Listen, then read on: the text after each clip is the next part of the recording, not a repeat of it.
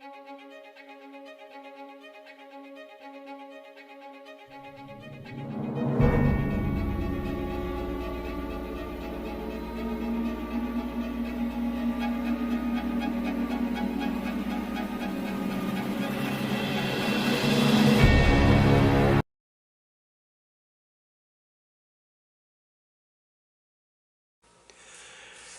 and welcome to Books of Blood. My name is John, and today I've got a review of The Bloody Tracks of Bigfoot.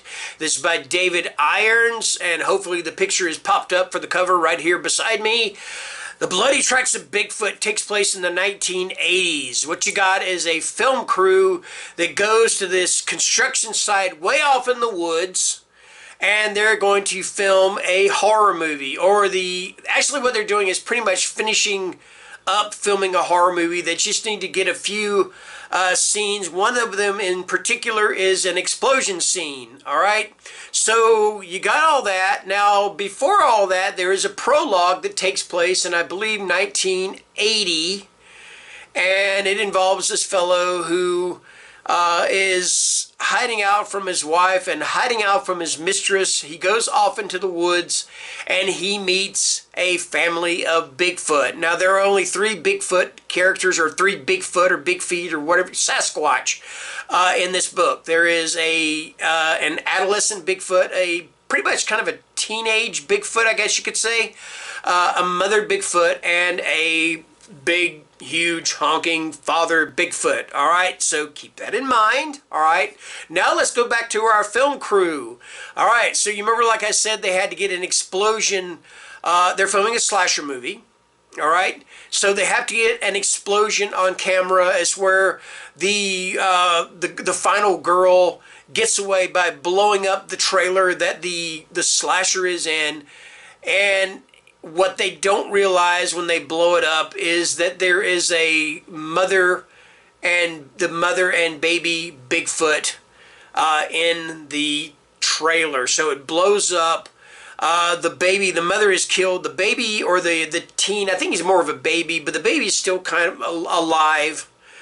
And he is trying to tell them something, and I'm not going to spoil this part, but he is trying to tell these people something, and one of the members of the film crew shoots it in the head and kills it. Now, the thing about it is the father Bigfoot, when David Irons is talking about the family of Bigfoot, he hates humans. All right, he thinks they're good for absolutely nothing, that they're cruel, that they're hate-filled, that they're going to cause harm to his family, and that is exactly what happens. And so whenever Big Daddy Bigfoot finds out what the hell is going on and what has happened to his wife and child, yeah, pretty much all hell breaks loose. And after that, this book is a non-stop gore fest of this Bigfoot tracking down this film crew and just taking them out one by one. Now, there are moments of humor in this, and there are moments of absolute gore in this. There are moments of horror. But the one thing about it I will tell you is that there are only three likable characters in this book. All right, actually four if you count one of the human characters, and that's Tommy. He's the makeup artist. He's a good guy. He should have been the final, not the final girl. I don't want to spoil anything for you. I'm not going to say anything, but yeah, it would have been, yeah, anyway. But other than that, I absolutely hated these reprehensible people. The director is a megalomaniac who thinks he's Steven Spielberg and thinks he's going to make the next great horror movie or whatever. And then you've got just so many, the characters are horrible people. You know, I felt more for the Bigfoot than I did for the characters. And pretty much every time the Bigfoot got a hold of one of the characters, I was just like, yay, go Bigfoot, all right? And I know I say that a lot with a lot of the Bigfoot novels. I know I said that with Devolution. And one thing about that is that this book here, The Bloody Tracks of Bigfoot, it takes the bad taste of Devolution out of my mouth, okay? I just didn't enjoy that book, all right? Another thing I love about this book, and that I've loved about pretty much all of David Irons' books that I've read, which would be Wolf Moon and Polybius, is he pays such wonderful homage to the horror movies, the slasher movies of the 80s. The construction site is called Craven Construction.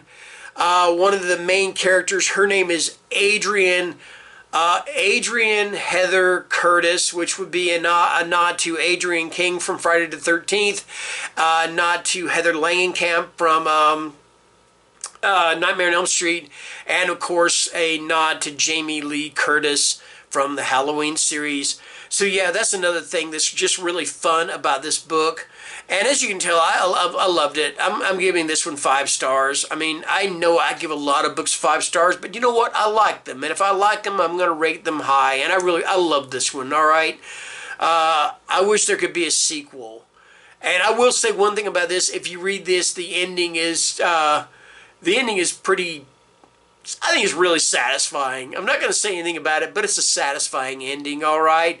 Let's just say that one of the characters gets exactly what they deserve, okay?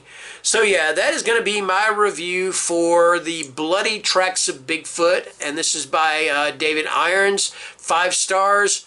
So let's see, when am I going to post this? I'm going to post this one on Monday, this coming Monday, I believe. So there you go. And thank you for watching, and take care and stay scared. Bye-bye.